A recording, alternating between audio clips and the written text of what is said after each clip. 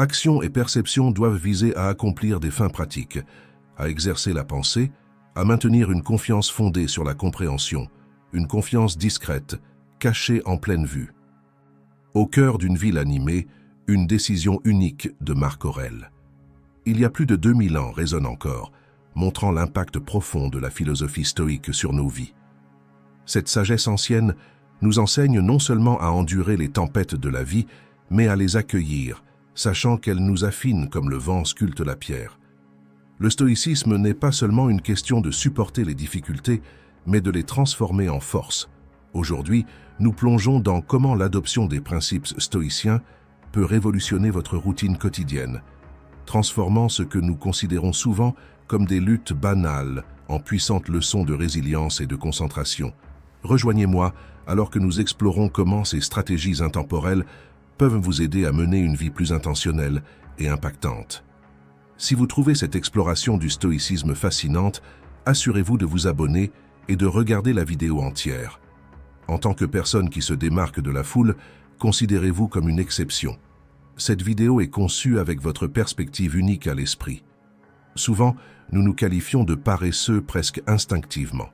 Cette étiquette, croyez-le ou non, n'est pas seulement un discours intérieur inoffensif, c'est une prophétie auto-réalisatrice. Le stoïcisme, une philosophie profondément enracinée dans la maîtrise de soi par la logique et la raison, nous enseigne un chemin différent. Les stoïciens comme Marc Aurèle croyaient que nous ne sommes pas liés par nos premières impressions ou réactions émotionnelles. Au lieu de cela, ils prônaient l'idée de faire une pause et de remettre en question nos perceptions immédiates, nous exhortant à regarder au-delà pour notre potentiel d'action rationnelle et vertueuse. Voici le twist. Lorsque vous vous qualifiez de paresseux, vous vous inscrivez dans un récit que vous avez créé basé sur des expériences passées et des étiquettes sociétales. Mais ce que suggère le stoïcisme est assez révolutionnaire. Notre vraie nature n'est pas intrinsèquement marquée par la paresse. Plutôt, la paresse est souvent une interprétation erronée de nos habitudes de vie non examinées ou de nos émotions non contrôlées. Par exemple, si vous trouvez difficile de vous lever et de courir chaque matin, est-ce vraiment de la paresse ou peut-être un manque de motivation alimenté par des peurs plus profondes, non adressées ou un désalignement de vos objectifs avec vos vrais intérêts? En adoptant une approche stoïcienne, vous commencez à voir ces étiquettes comme externes, non internes à votre caractère. Ce changement est crucial car il vous déplace d'un lieu de jugement de soi à un lieu de conscience de soi. Il vous encourage à demander « Pourquoi je me sens ainsi ?» plutôt que de vous résigner à « C'est juste comment je suis ». Cette enquête n'est pas une question de trouver des excuses, mais de découvrir de véritables obstacles que vous pouvez ensuite aborder logiquement et systématiquement. Alors la prochaine fois que vous vous trouvez à glisser dans le récit « Je suis juste paresseux », prenez un moment pour canaliser votre stoïcien intérieur. Réfléchissez à ce que ferait Marc Aurèle.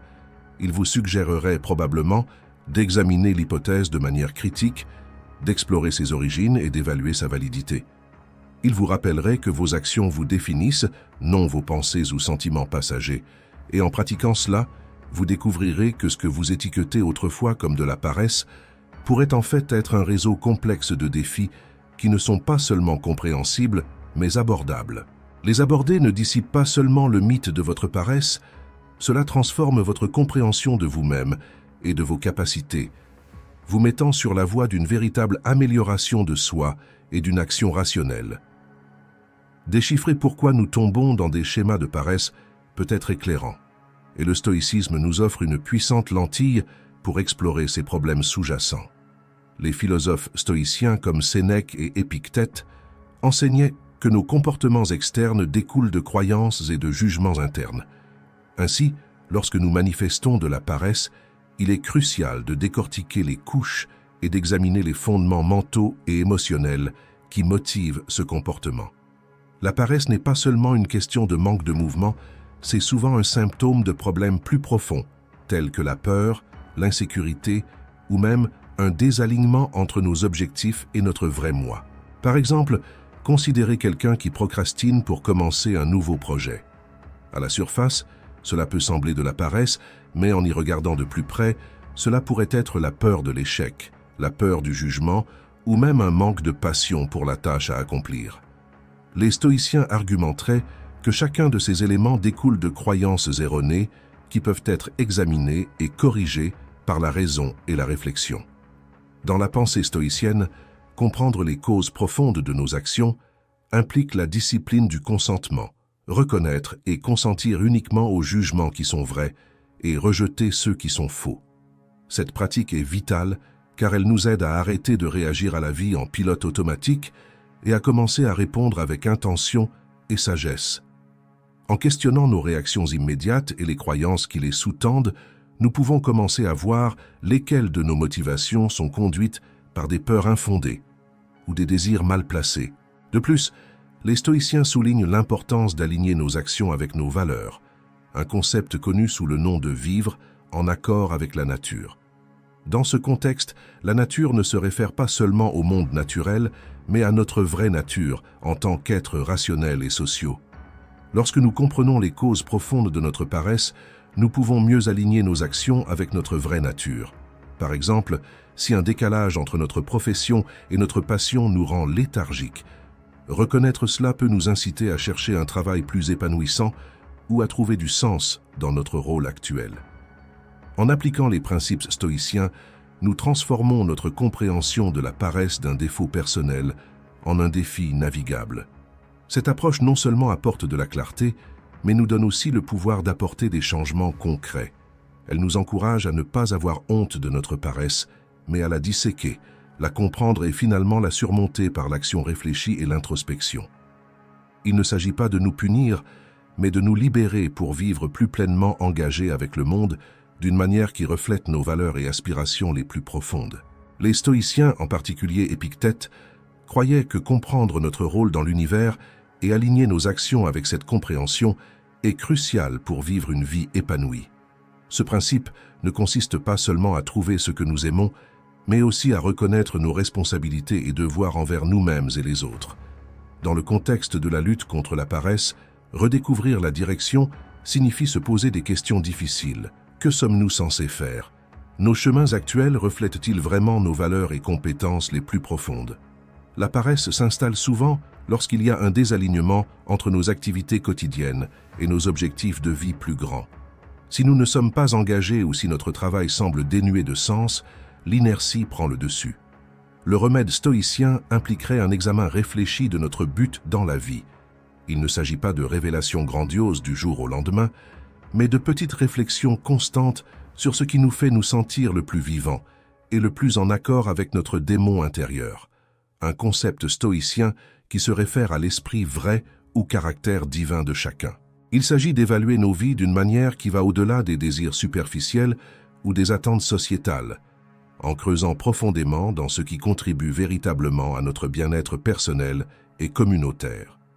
Imaginez le pouvoir de se réveiller chaque jour avec un sens clair du but. Comment cela dissoudrait la soi-disant paresse en alignant vos actions avec votre vraie nature. Le stoïcisme nous enseigne à nous concentrer sur ce qui est sous notre contrôle, et bien que nous ne puissions pas toujours contrôler les résultats, nous pouvons contrôler nos intentions et nos efforts.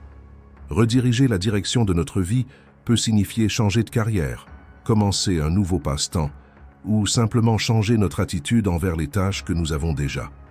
De plus, redécouvrir notre direction implique d'adopter la pratique stoïcienne du préméditatio malorum, ou la préméditation des maux. Cela consiste à réfléchir à l'avance aux obstacles potentiels et à s'y préparer mentalement. En faisant cela, nous sommes moins susceptibles d'être déviés par des défis inattendus et plus susceptibles de rester engagés et motivés, même lorsque la route devient difficile. Quelle direction voulez-vous que votre vie prenne? Comment l'alignement de vos actions quotidiennes avec cette direction peut-il changer votre perception de la paresse?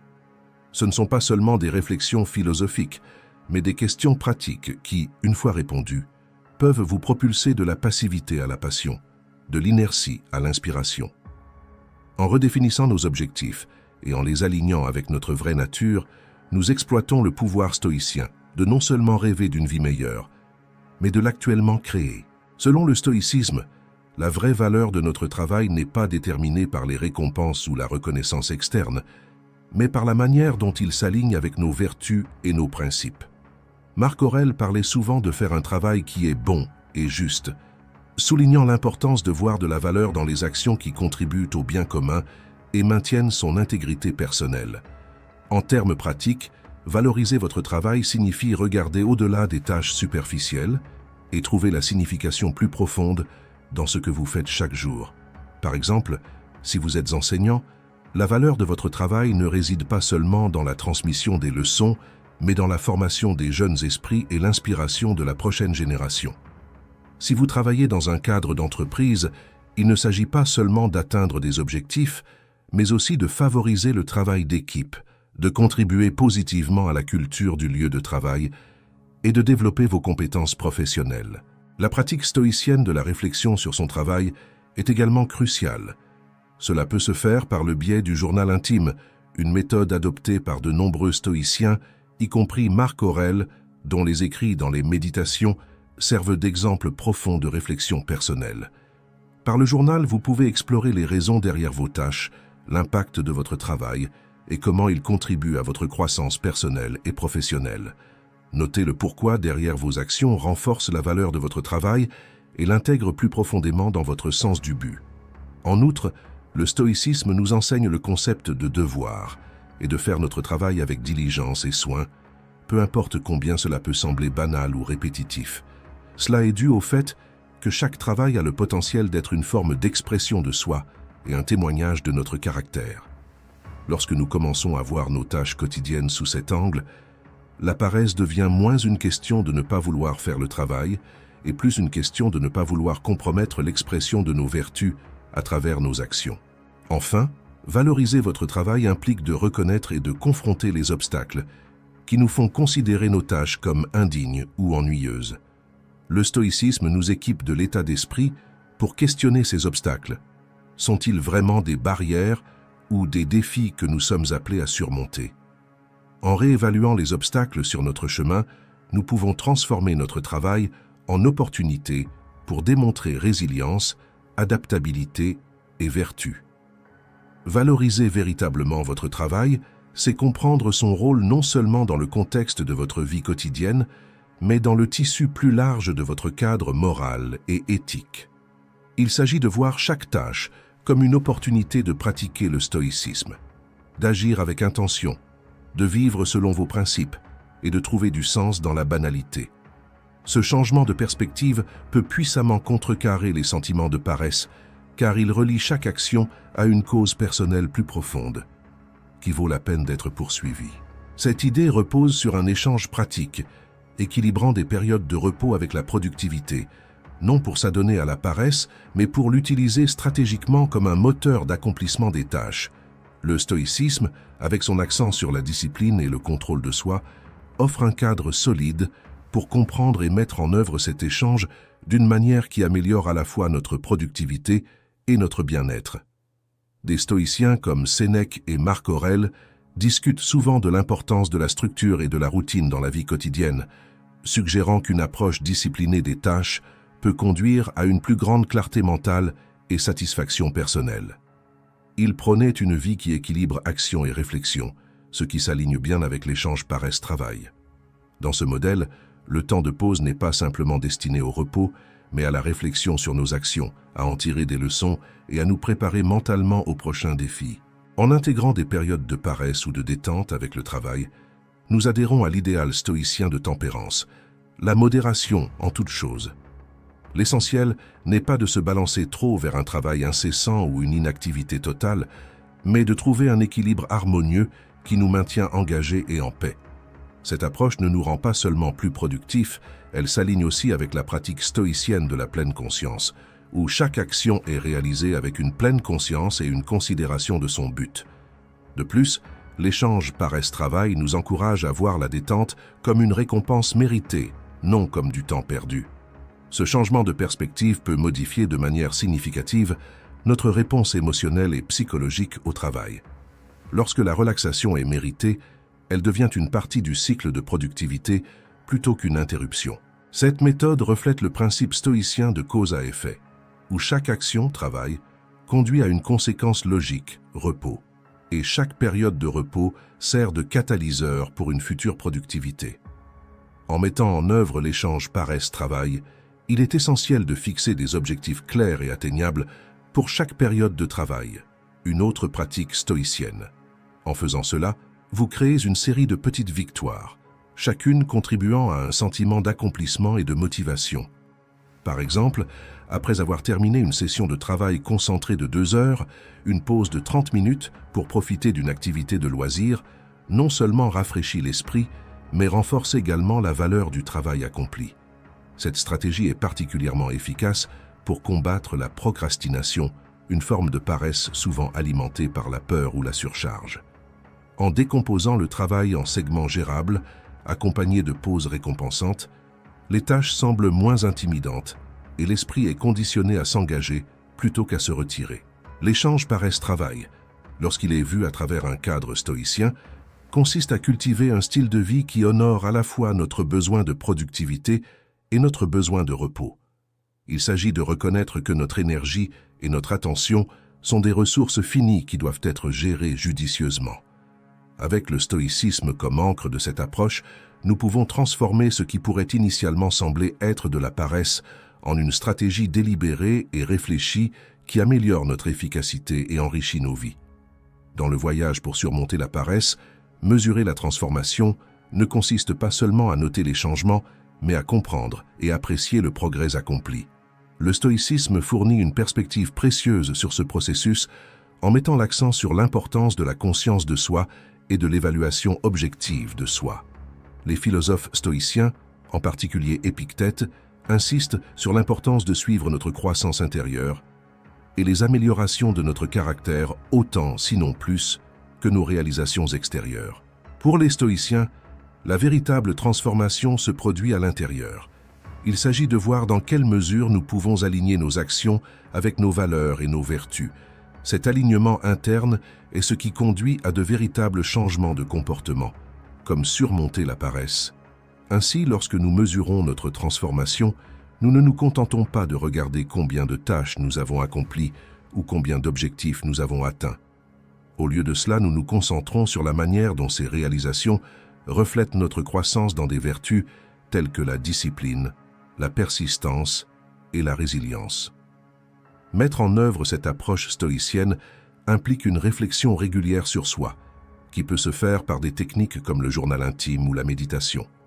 Les pratiques de réflexion nous aident à voir non seulement ce que nous avons fait, mais comment nous avons changé dans le processus. Par exemple, peut-être avez-vous réussi à vous lever plus tôt pendant une semaine. Non seulement cela montre un changement d'habitude, mais cela indique également un plus grand contrôle de soi et un engagement envers des objectifs personnels, reflétant les vertus stoïciennes de discipline et de tempérance. De plus, cette réflexion doit s'étendre à la reconnaissance et à la compréhension des revers également. Le stoïcisme nous enseigne que les revers ne sont pas seulement des obstacles, mais des opportunités d'apprentissage et de croissance supplémentaires. Lorsque nous rencontrons un jour où la paresse l'emporte sur notre intention d'agir, au lieu de le voir comme un échec, nous pouvons analyser ce qui a conduit à cet écart et comment nous pourrions mieux gérer des situations similaires à l'avenir. Cet état d'esprit stoïcien transforme chaque instance de paresse en une leçon sur la manière d'améliorer notre autodiscipline et notre force mentale. En outre, les stoïciens plaident pour la célébration des petites victoires en cours de route. Ces célébrations ne sont pas extravagantes, mais des reconnaissances qui renforcent des comportements et des états d'esprit positifs, les rendant plus susceptibles de devenir une partie naturelle de votre vie. Par exemple, reconnaître une semaine de liste de tâches complétées peut renforcer la valeur de l'organisation et de la gestion du temps. Des applications pratiques des principes stoïciens en pratique, mesurer la transformation au sens stoïcien pourrait impliquer la définition de critères spécifiques pour ce qui constitue le succès dans le dépassement de la paresse. Ces critères devraient être liés non seulement à des mesures quantitatives, telles que le nombre de tâches accomplies, mais aussi à des mesures qualitatives, telles que des sentiments accrus de satisfaction ou des niveaux de stress réduits. Suivre ces changements aide à solidifier la pratique stoïcienne de l'amélioration continue de soi et à maintenir une vue claire et impartiale de son progrès. Le stoïcisme, souvent mal interprété comme une philosophie de la suppression émotionnelle, offre en réalité une riche tradition d'encouragement à la compassion et à la compréhension de soi.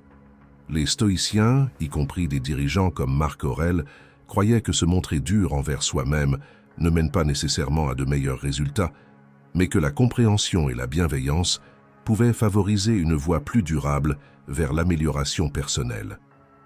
Cette approche stoïcienne de la gentillesse envers soi-même ne consiste pas à céder à chaque caprice ou à excuser la paresse, mais à reconnaître notre nature humaine et nos limites. Lorsque nous échouons dans nos efforts pour être moins paresseux, peut-être en succombant à la procrastination ou à la distraction, il est facile de tomber dans un cycle d'autocritique qui peut être démotivant. Au lieu de cela, les stoïciens nous enseignent à nous observer sans jugement sévère et à nous remettre doucement sur la bonne voie. Par exemple, si vous constatez que vous n'avez pas atteint vos objectifs de productivité pour la journée, plutôt que de vous réprimander, prenez un moment pour réfléchir stoïquement à ce qui s'est passé. Quelles étaient les circonstances qui ont conduit à ce résultat? Était-ce un manque de planification, des distractions externes, ou peut-être que vous ne preniez tout simplement pas assez de temps pour vous reposer?